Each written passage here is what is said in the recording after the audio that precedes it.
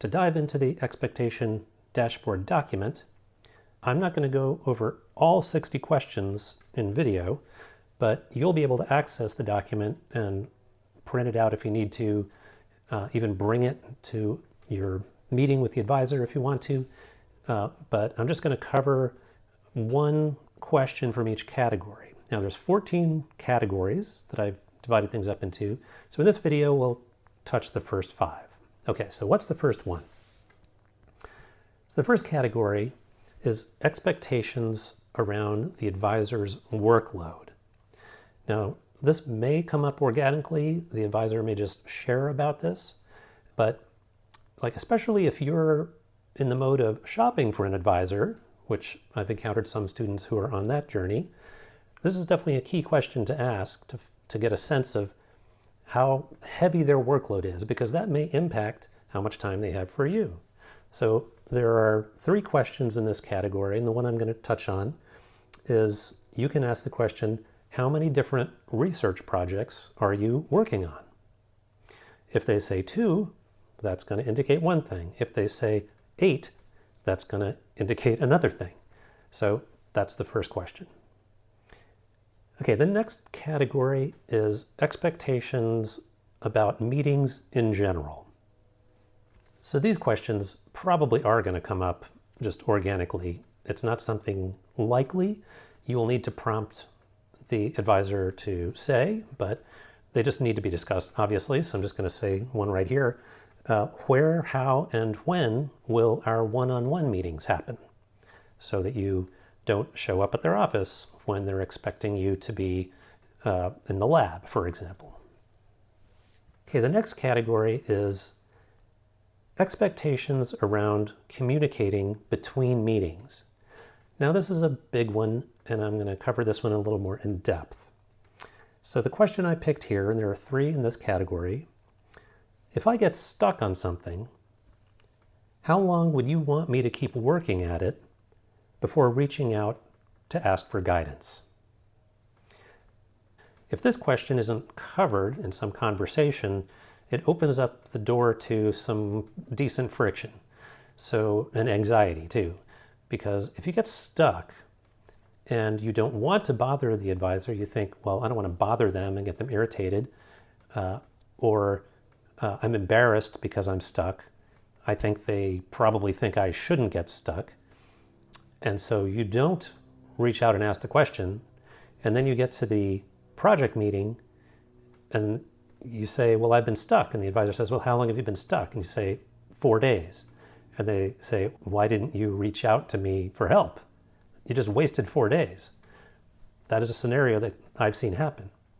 So you really want to touch on this. So I want to spend a minute on this notion of getting stuck, because there's a lot here. So there's different reasons you can get stuck. You might be trying to figure something out and you just can't figure it out. You're just missing too much conceptual grounding to figure it out, and you don't know how to get that conceptual grounding. You're not sure where to go to find that information that you need to take on. And that's really what the advisor is there for. They are there kind of like a consultant to you to help you get the information you need in order to build your skills and facility with what you're studying. So that's one reason why you would genuinely want to reach out. But there's another kind of issue that can come up. You might come to a fork in the road. So you come to a point where you need to figure something out and you see 2 different possible solutions. And okay, I could do it this way or I could do it this other way. And I'm not sure which way to go. And I don't want to bother my advisor because I know they're busy. What should I do? Well, first, I'm going to agonize over it for a couple hours and waste those 2 hours. Okay, my next strategy, I got to make some progress, so maybe I'll go down each road a little bit and see how it looks.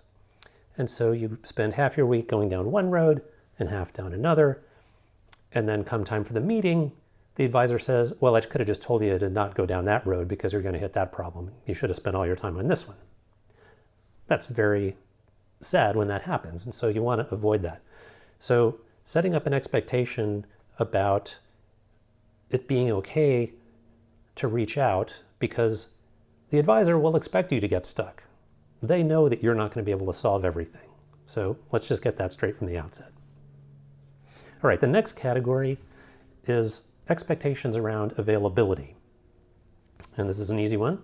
The one I highlighted is for you to ask the advisor, how much advance notice should I give you if I'm going to be away, like on vacation? Straightforward. There's two other questions in that category. Now the fifth category is expectations around rate of progress. Now I saw this once where a student was very anxious about the fact that they weren't going farther and getting more done, whereas I knew from conversations myself with the advisor that the advisor's expectations of how far the student would get were pretty minimal.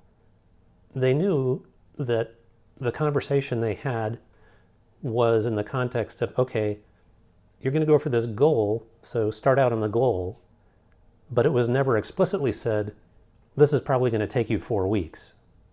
And so the student thought, I got to figure this out in a week before the next meeting? And it was all because the missing conversation didn't happen, and it caused all sorts of stress load and all sorts of anxiety. So when you're stressed and anxious, it not only robs you of energy, it also robs you of time because you're distracted, feeling through all the emotions and not focusing on the work. All right, those are the first 5. We'll stop there for this video and pick it up in the next one.